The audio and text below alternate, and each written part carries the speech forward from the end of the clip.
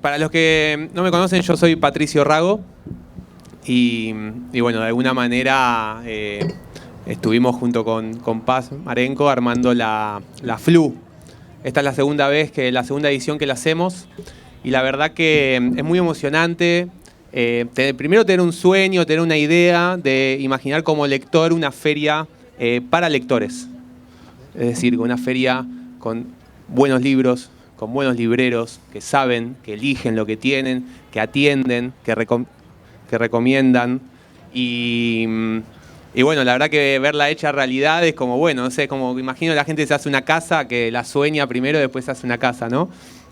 Así que, bueno, nada, estoy abriendo acá la FLU. Esto es un evento que va a estar hoy de 12 a 19 horas y mañana también en el mismo horario. Para la primera actividad de la FLU, pensé en Alejandra Camilla, que la tengo acá sentada a mi izquierda. A Ale yo la conocí antes de que fuera la rockstar de la literatura argentina, antes de cuando ella hacía un taller con Abelardo y yo siempre cuento que tengo el contacto de Ale es Lowry, porque ella me compró un libro de Malcolm Lowry la primera vez que interactuamos. Tengo esa charla que pasó hace como, no sé, como 8 años, 10 años, no sé cuánto tiempo pasó. Todavía recuerdo más. 10 años, bueno, ok, me estaba sacando años. Y bueno, y vi toda la evolución de Ali, cómo ella se fue convirtiendo en la escritora que es y cómo sigue creciendo y cómo tiene esa sensibilidad para la belleza que nos vuelve loco cuando la leemos y bueno, y genera esa pasión en todos los lectores y las lectoras que tiene. Entonces, bueno, la verdad que primero cuando pensé le dije, bueno, puedes venir a leer algo tuyo y demás, y charlando con Ale me dijo, pues no leemos algo de poesía japonesa, ¿no? Y yo dije, wow, me encanta, porque la verdad que es una propuesta, generalmente uno va a los festivales y bueno, siempre hay escritores leyendo su propia obra, sus poemas, sus textos, y me parece que en una feria de lectores que venga Ale como lectora y venga a leer a poetas japoneses me parece maravilloso. Y ahí ella también me propuso, ¿por qué no voy con mi papá y voy con Ari, que es con los que tienen la editorial, que ella ahora les va a contar, que es también el Caracol, y donde sacan unos libros hermosos, pero hermosos de literatura y de poesía japonesa. Así que, bueno, le voy a dar el micrófono a Ale y les pido un fuerte aplauso para ellos tres. Estamos ahí. Muchas gracias. ¿Te doy este o querés agarrar con eso? Le doy este a él. Dale. Y yo me agarro ese. Acá.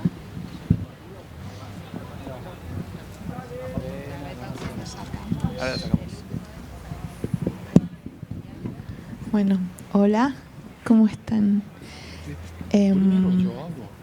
Les cuento la contracara de lo que contó Pato, que nos conocimos hace como 10 años y yo le compraba libros y él venía a la oficina donde yo trabajaba con una valija enorme de viaje con rueditas, abría y desplegaba todos los libros en la vereda, en la avenida Belgrano. Y después empezamos a ir a tomar un café, como hablábamos mucho, nos dimos cuenta que teníamos muchos intereses en común, nos íbamos a la esquina a tomar un café. Y acá estamos.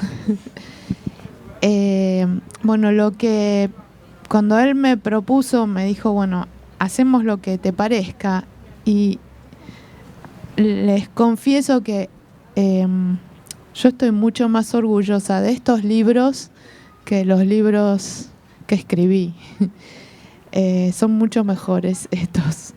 Son traducciones que empezamos por Akutagawa, a quien seguramente conocen, es el cuentista japonés, pero que también escribió poesía, que no es conocida en Occidente. Y estuvimos 3 años para hacer este primer libro, ese que está en el medio. 3 años trabajando los tres. Bueno, él es mi padre, se llama Kamiya Mamoru, un gran lector, y él es Ariel Pérez Guzmán, que es poeta y editor de Duino, que es la editorial que está sacando estas traducciones. Entonces, si les parece, queríamos leer primero el original en japonés, que lo va a leer mi papá, y después... ¿Se escucha ahí bien? Sí. Y después la traducción que hicimos al español, que la va a leer el poeta.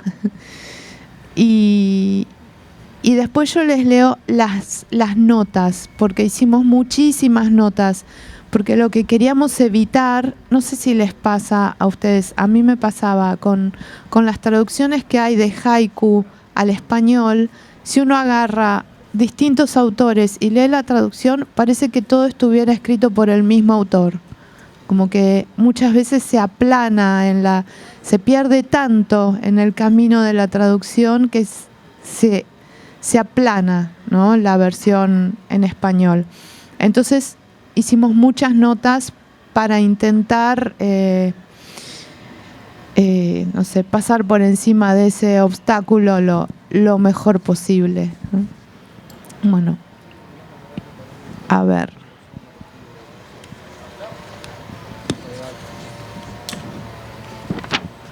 Vamos con el primer poema. A ver.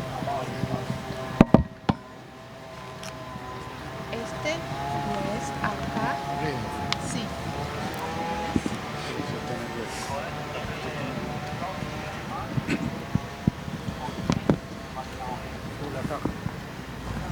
Un poco resfriado estoy, así que Tenés que poner muy cerca de tu boca, sí. estoy un poco asustado y también resfriado un poco.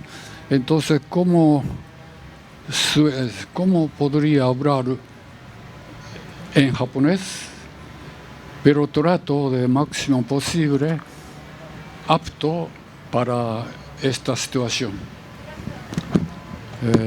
Además, yo no soy literario, sino trabajaba toda la vida, 60 años, 70 años, no, 75 años, trabajaba en trabajo de pescado. Y terminaron allá 93 años cerca, ni imaginaba voy a ponerme delante de ustedes. En mi vida nunca más de 10 o 15 personas más, yo no hablé. Entonces, asustado. Además, una cosa muy asustado, mayoría son mujeres. Eso me asusta muchísimo. Pero no sé, ya me queda muy pocos años. Con gusto tengo que enfrentar todas las cosas. Eso. Y trato de entonces empezar a leer.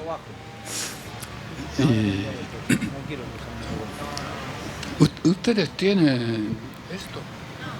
No. Sin tener esta clase de libro, escucharlo, no es fácil. Es la distancia entre países. Japón es justo más lejos de su propio país, Argentina. Por eso yo ni imaginaba, tampoco japoneses, que acá yo buscaba a algún japonés, pero ningún japonés está. Es único. Entonces, todo me sorprende. Bueno, voy a leer. Kaitei. Aki. Fukuru. Hima. Honobono to asagao wa hana hirakitari. Nayo take no ura ni. Esto es el primero. Sí, ahora. Ahora vamos a leer nuestra versión en español de este tanka de Akutagawa. Jardín olvidado. Casi otoño. Luz tenue al mediodía. La flor de azagao se abre, aún detrás del bambú. Bueno, la nota dice: Honobono, débil, tenue. El origen de la palabra es onomatopéyico, con la duplicación del kanji, que significa velado, leve, insinuado. Asagao, también llamada gloria de la mañana y cercana en forma y color a la campanilla, común en la Argentina. Literalmente, asa significa mañana y gao, rostro. Es una flor muy importante en la estética japonesa, kigo de otoño y una de las 7 plantas de esa estación que figuran en el Manyoshu. La flor, pequeña y de un color azul o púrpura intenso, se abre a primera hora de la mañana y muere cuando decae el sol del mismo día, por lo que la cultura japonesa la ha enlazado con la brevedad de la vida. Si el día es nublado o si no recibe directamente la luz solar, los capullos no se abren.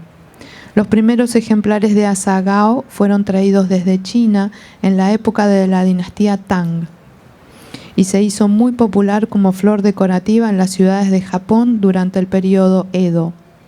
Su belleza también la emparenta con la figura de la amante por la mañana.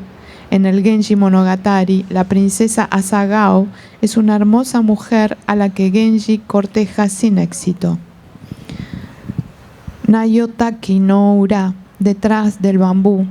El nayotake es un tipo de bambú fino y flexible, de crecimiento rápido, perenne y adaptable a distintos suelos. Tan denso suele ser el bambú que no permite la entrada del sol para que crezcan otras especies. El contraste entre las dos plantas es marcado. La pequeña asagao, que logra florecer a pesar de todo, y el bambú, que es bestial.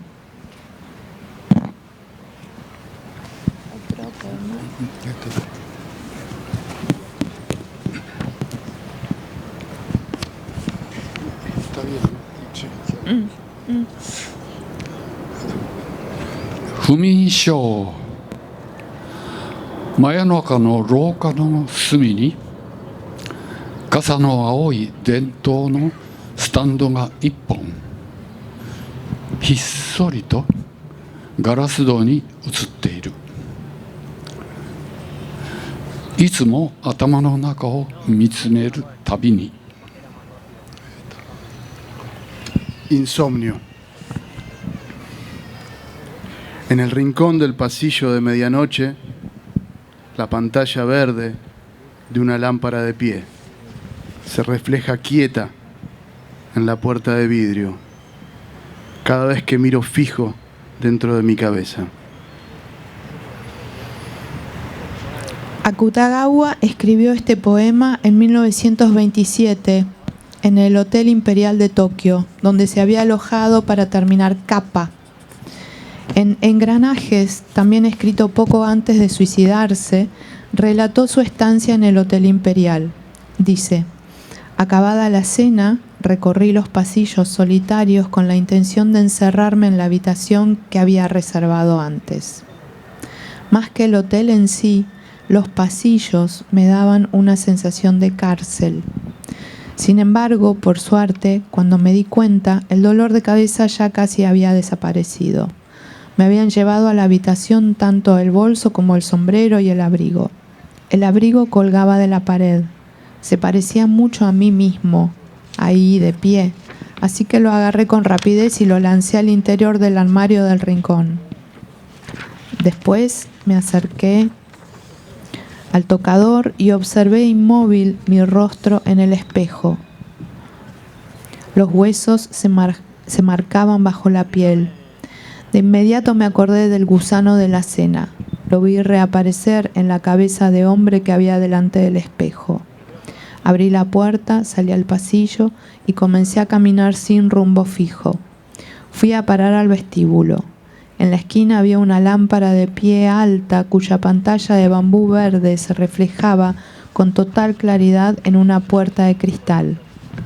Esa imagen me transmitió una sensación de sosiego en el corazón. Me senté en la silla de enfrente y me quedé pensando en varias cosas, pero tampoco pude quedarme ahí sentado más de 5 minutos. Vi el impermeable de nuevo. Esta vez estaba tirado sobre el respaldo del sofá de al lado, y eso que estamos en pleno invierno. Akutagawa se atendía en el hospital Aoyama de Saito Mokichi, psiquiatra y reconocido poeta de tanka. Sus nervios y su insomnio estaban cada día peor y tomaba más y más pastillas. Dice: no doy abasto con los somníferos que tengo que tomar. Veronal, neuronal, trienal, normal, escribió en engranajes. El color verde era su color de la suerte.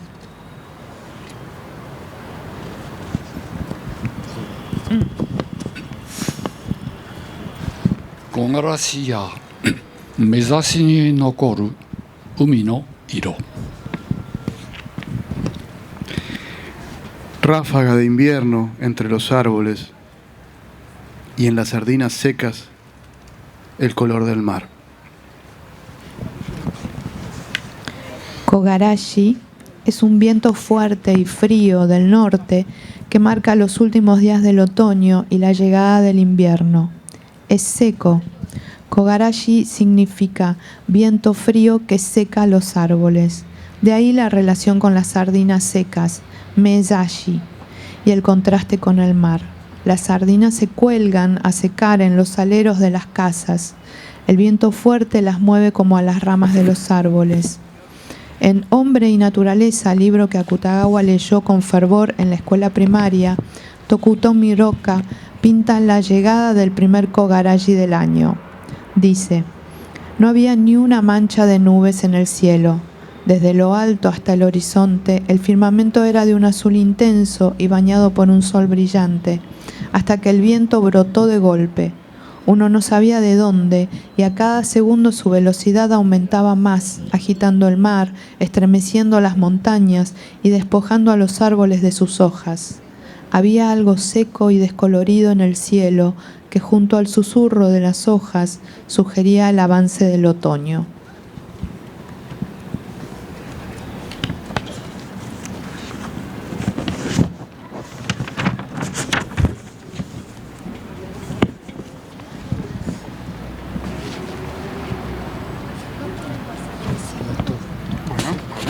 Cinco.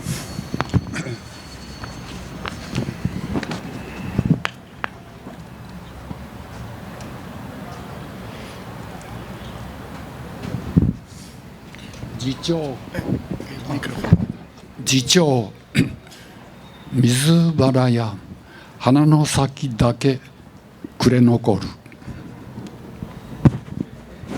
Me río de mí.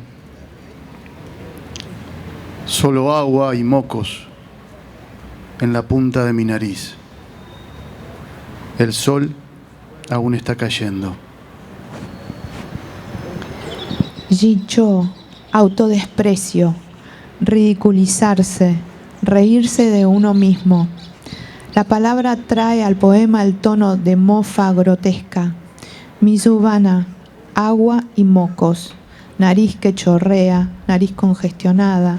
Es un kigo de invierno. Kure no koru, la luz tenue que permanece unos instantes antes de que el sol termine de esconderse. Algo que se está yendo, pero que al mismo tiempo persiste.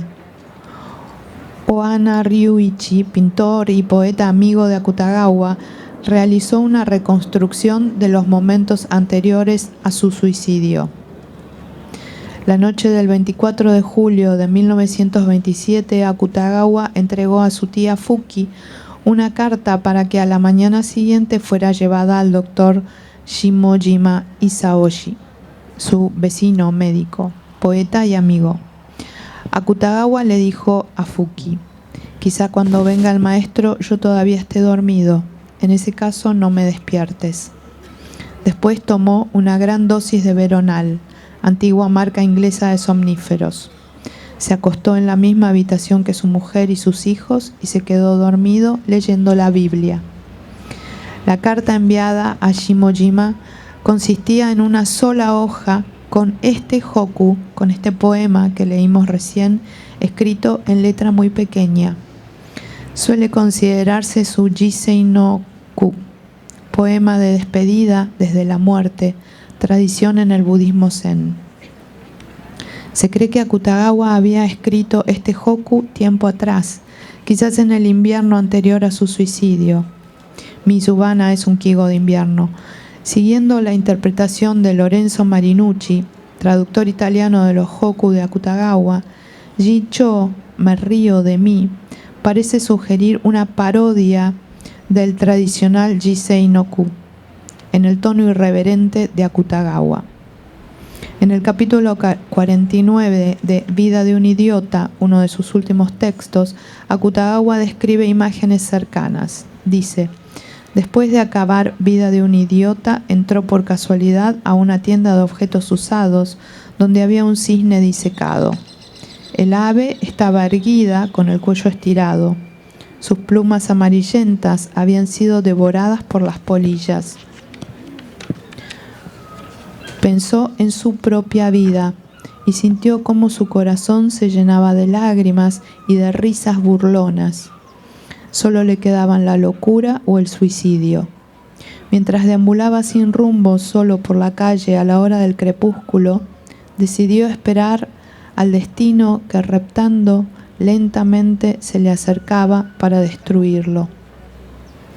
La importancia de la nariz, Hana, como portadora de algo esencial en la visión que Akutagawa tenía del hombre, se remonta a uno de sus primeros cuentos reconocidos. Se llama La nariz. Su tema, el de un monje que se avergüenza de su larga nariz e intenta cortarla, nace en las colecciones de relatos folclóricos que Akutagawa amaba. Y la misma idea llega hasta otro de sus últimos textos, Kappa. Dice: la nariz de los hombres, y no digo tanto los ojos y la boca, la nariz humana tiene ciertamente algo que provoca un inquietante malestar. En japonés la pronunciación de la palabra flor es la misma que la de nariz, hana.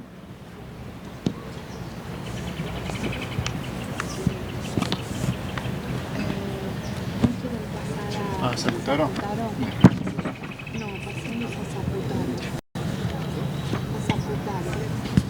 Página 15. ¿Querés presentar a Sakutaro sutilmente? 15. Página 15. Ahora vamos a pasar a otro autor que seguramente no conocen. Se llama Sakutaro Hagiwara. En este no hicimos tantas notas porque es más moderno, no requiere tantas notas y además tiene algo en su cabeza un poco más accesible para Occidente. Van a ver que les va a gustar, es más cercano. ¿Querés presentar un poquito a Sakutaro? No mucho, pero solo decir que escribía poesía en verso libre y no como los que leímos de Akutagawa, que eran poemas clásicos japoneses. Entonces también eso acerca un poco hasta sonoramente a la poesía occidental. ¿Algo más? Bueno, estaba un poco loco también, y un poco enojado con los occidentales y los japoneses y otras cosas. Murió en 1940, tomaba bastante y debe haber sido un tipo bastante lindo. Sí. Se va a notar en los poemas también.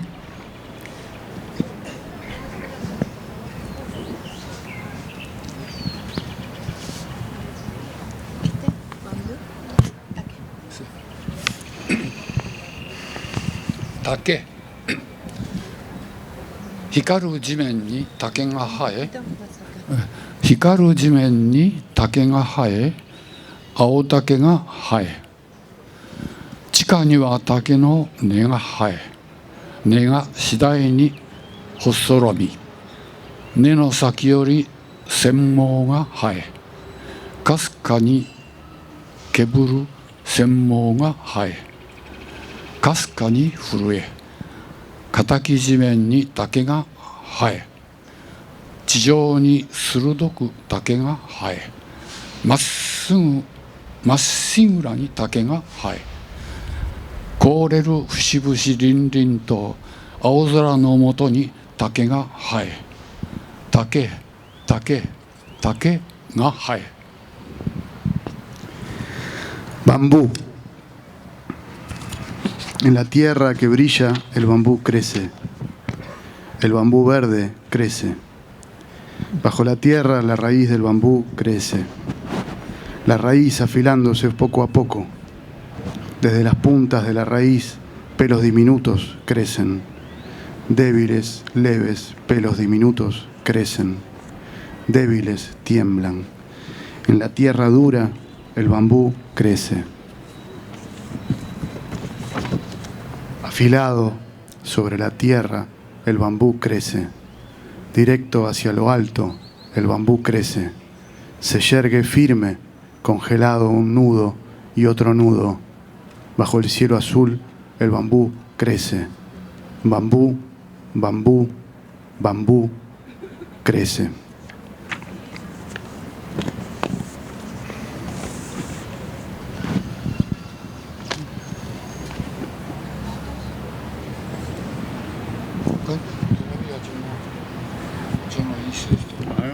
Sí, sí. Ahora.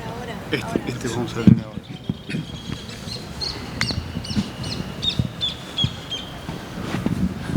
Neko.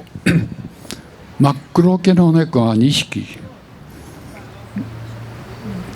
悩ましい夜の屋根の上でピンと立てた尻尾の先から糸のような三日月が霞んでいる。おわーこんばんは。ギャオこんばんは。ギャオギャオギャオギャオ。ああ、ここの家の主人はエンフェルモです。Gatos.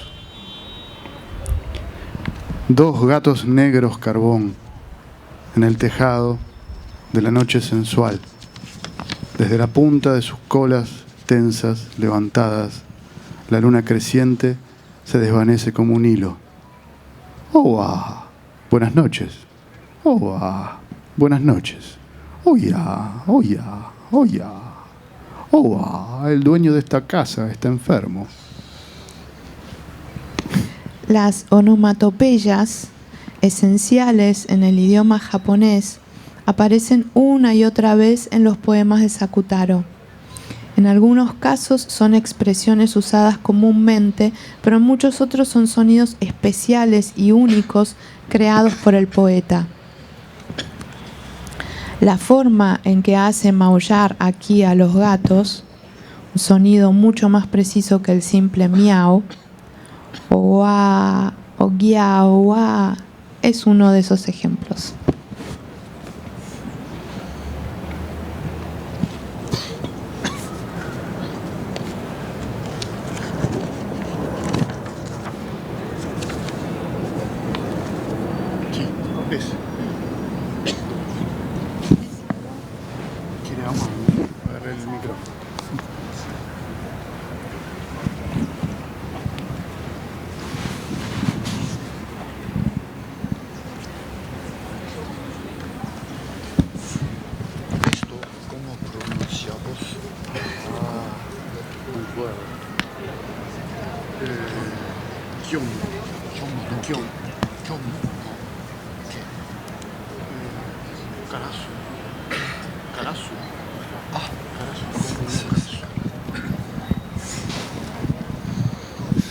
虚無の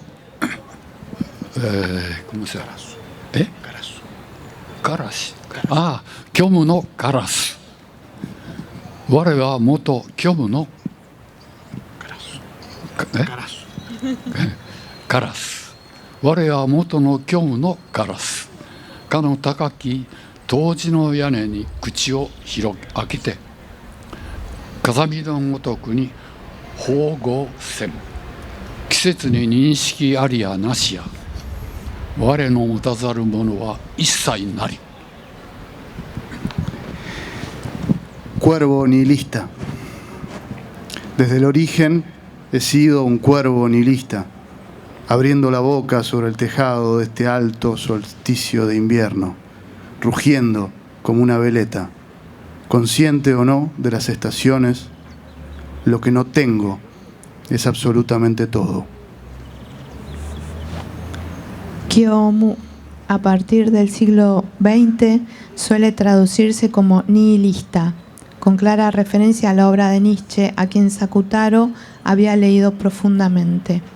Pero esta palabra proviene de un tiempo muy anterior, en la tradición budista. En aquel contexto puede leerse como no ser, ser vacío. Los monjes Zen Kyomuzo, monjes Kyomu, monjes del no ser, del vacío, solían recorrer las calles mendigando su sustento con una canasta de paja que les tapaba la cabeza. Tocaban la flauta shakuhachi y practicaban suizen, meditación en la que solo se tocan en el shakuhachi piezas especialmente seleccionadas. Quizás con la palabra Kyomu, Sakutaro esté uniendo los dos mundos. カエルの死、カエルの死、カエルが殺された、子供が丸くなって手を挙げた、みんな一緒に可愛らしい血だらけの手を挙げた、月が出た、丘の上に人が立っている、帽子の下に顔がある。Muerte de la rana. La rana fue asesinada. Los niños levantaron las manos y hicieron una ronda. Todos juntos, adorables. Levantaron las manos cubiertas de sangre. Salió la luna. Sobre la colina, un hombre de pie. Bajo el sombrero, su rostro.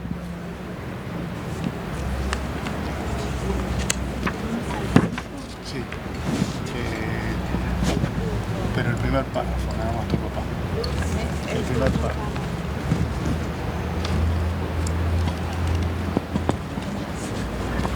Ahora vamos a leer el poema más, es un poema en prosa, el poema más conocido de Sakutaro, que se llama El pulpo que no muere. Como es más largo y es en prosa, mi padre va a leer solo el primer párrafo, pero me parece que más allá de que la mayoría no hablen japonés, igual una música se siente, ¿no?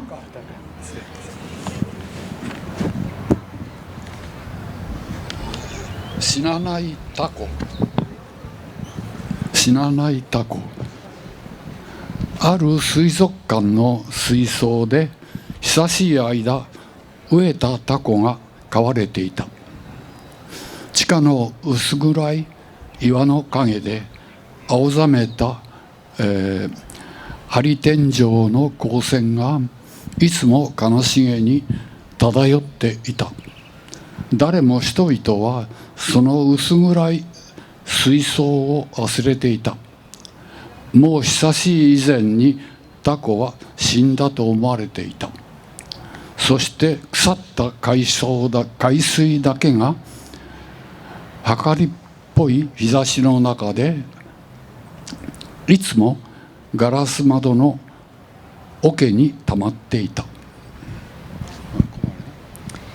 El pulpo que no muere.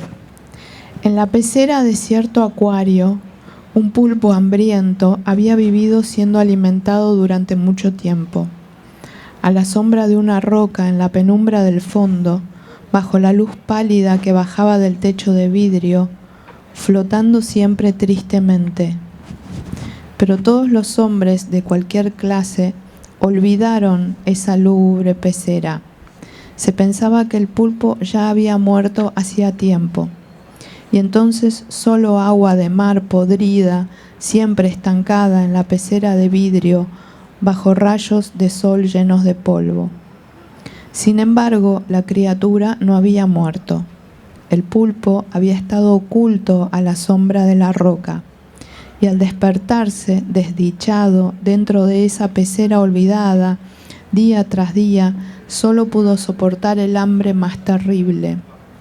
En ninguna parte había siquiera una presa, y cuando ya no quedó absolutamente nada que comer, el pulpo comenzó a arrancar y a devorar sus propios tentáculos. Primero uno, después otro, así hasta el último. Y cuando todos los tentáculos fueron acabados, en ese momento dio vuelta a su vientre y devoró sus entrañas poco a poco y parte a parte, con riguroso orden. Y así el pulpo terminó devorando todo su cuerpo, la piel, el cerebro, el estómago, cada parte, y sin dejar nada en ningún rincón, completamente. Cierta mañana, un guardia entró por casualidad y no encontró más que vacío dentro de la pecera. Detrás del vidrio borroso de polvo, solo agua de mar traslúcida, azul profundo, y algas meciéndose suavemente.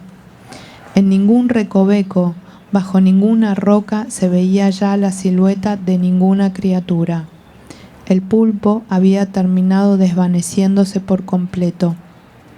Sin embargo, el pulpo no había muerto. Aún después de desaparecer, seguía ahí, viviendo eternamente, ancestral, vaciado, dentro de una pecera olvidada, eternamente, quizás por los siglos de los siglos, con la carencia y la insatisfacción más horrendas, una criatura invisible a los ojos del hombre siguió viviendo.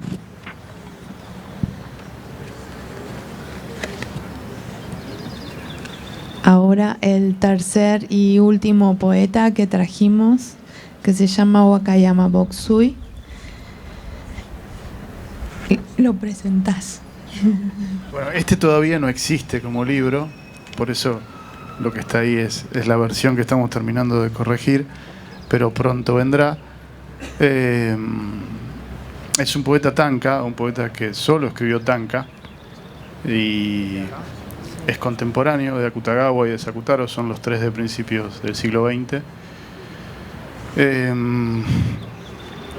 Murió en 1925 y murió bastante joven, y escribió poemas que en Japón son muy recordados todavía. En distintos lugares de Japón hay unos monumentos, piedras muy grandes que tienen poemas escritos, y muchos de esos monumentos por todo Japón tienen poemas de él, de otros poetas también, pero hay muchos de él. La gente se los acuerda. Mamoru se acordaba uno de memoria desde que empezamos. Cuando nombramos a Bokusui, había uno que es el primero que vamos a leer, que se lo sabía sin agarrar ningún libro. Bueno, ese es Bokusui. Y que de algún modo es como lo contrario a Sakutaro, ¿no? Sí, y Akutagawa está bastante lejos.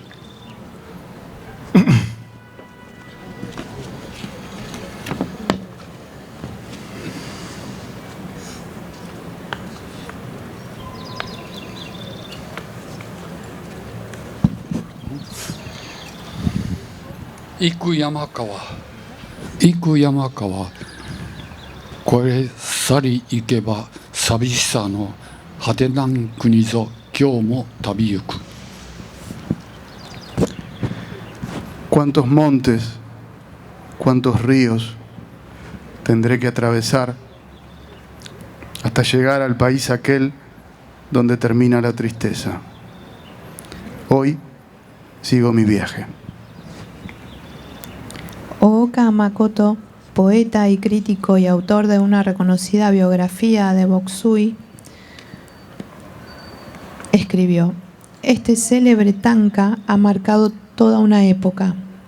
Bokusui lo compuso cuando era un estudiante de 22 años, de corazón libre y sin una real experiencia amorosa. Viajaba por la región de Chugoku antes de volver a pasar sus vacaciones de verano en la prefectura de Miyazaki, su tierra natal. Parece que en ese momento uno de sus poemas favoritos era una pequeña melodía de Carl Buess traducida por Ueda Bin, que dice: dicen que más allá de las montañas, bajo cielos lejanos, se encuentra la felicidad.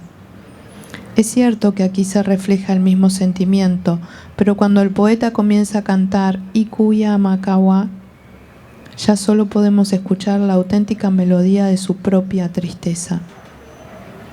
Muchos poemas de Wakayama Bokusui se encuentran grabados en grandes monumentos de piedra, emplazados por todo Japón. Bokusui, el poeta errante, es uno de los autores del que se han construido más kaji, monumentos, cerca de 300. El monumento con este tanka, el más famoso de Bokusui, se encuentra en Senbon Matsubara, Bosque de los Mil Pinos, junto a la playa de Numazu, Shizuoka, cerca de donde estaba la casa que llegó a construirse Bokusui con muchas dificultades y donde vivió sus últimos años. Fue el primer kaji en su honor. Se levantó en 1929, a un año de su muerte, y en la inauguración hablaron los poetas y amigos de Bokusui, Senmaro Toki y Kitahara Hakushu. Taneda Santoka escribió un haiku en homenaje a este tanka, que dice: cuando el otoño se ahonda, hoy también sigo mi viaje.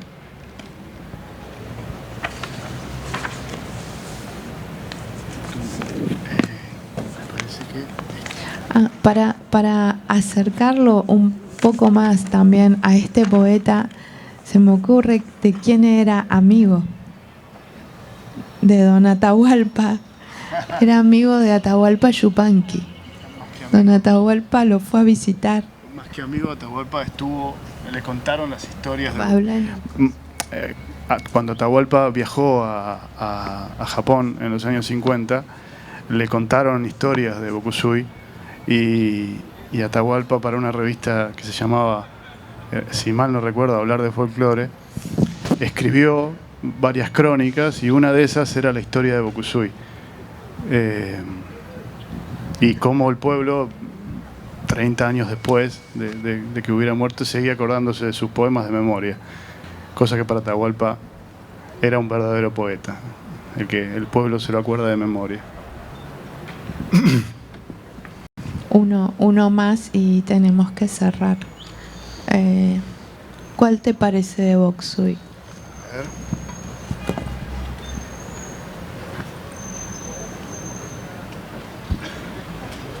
¿Y el del Monte Fuji, el siguiente?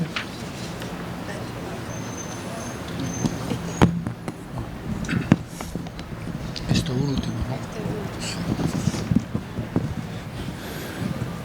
最後ですこれ、パヒナどうするの Sí, ese. 富士を許せ今宵は何の夢もなお涙果てなし汝を仰ぎて Monte Fuji, perdóname. No sé por qué no dejan esta noche de caer mis lágrimas contemplándote allá arriba. Este poema, escrito antes de los 23 años, quizás anticipa uno de los sueños de la vida de Bokusui: vivir contemplando el monte Fuji. En 1920, con 35 años, decidió mudarse con su familia a una casa alquilada en Numazu, al pie del monte Kanuki, muy cerca del bosque de pinos de Senbon Matsubara. Y en 1923, pidiendo dinero prestado, logró comprarse un pequeño terreno junto a Senbon Matsubara y comenzar a construir su casa, desde donde podía contemplarse el monte Fuji a lo lejos.